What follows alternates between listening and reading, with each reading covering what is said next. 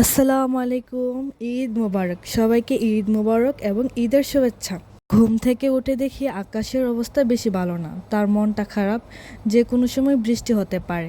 আজকে খুব সকালে ঘুম থেকে উঠেছি, কারণ অনেকগুলো কাজ আছে। আজকে তো ঈদের দিন, তো কাজ একটু বেশি থাকবে।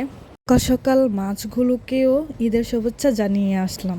আর ঈদের দিনটাও বাদ গেল না আমার মেয়ের কাপড় চোপড় দেওয়ার, কারণ আমার মেয়ে হয়েছে 16 মাস। এই 16 মাস ধরে প্রতিদিন সকালে দুপুরে কাপড় ধুতেই হয়। আজকের দিনটাও বাদ গেল না আমার, তার শিশুর কাপড়গুলো আমার ধুতেই হলো।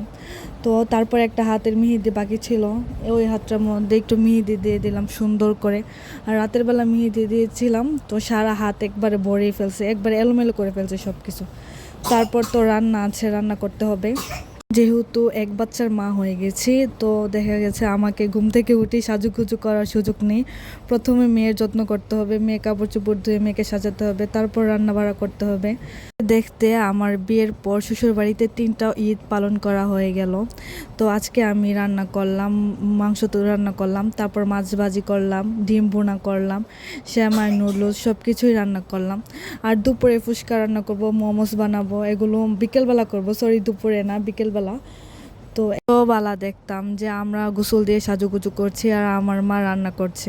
তো এখন আমিও মা হয়ে গেলাম, আমার মেয়েকে সাজুগুজু করিয়েছি, তারপর আমি রান্না করছি। তো সময়ের ব্যবধানে সব কিছুই পাল্টে আগে যখন ছোট ছিলাম তখন নিজের আনন্দ লাগতো, কেউ সালামি দিত, নতুন কাপড় পরতাম, ওইখানে ওইখানে যাইতাম। কিন্তু এখন এইসব আনন্দ লাগে না।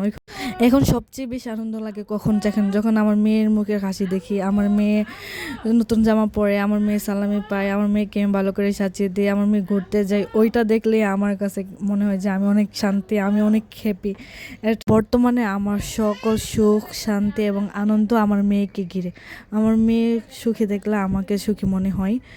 এখন আল্লাহ তাআলা যেন আমার মেয়ের সকল আশা পূরণ করে এবং তাকে আরও বেশি ভাগ্যবান করে। আল্লাহ যেন আমার মেয়েকে ভাগ্যবতী করে।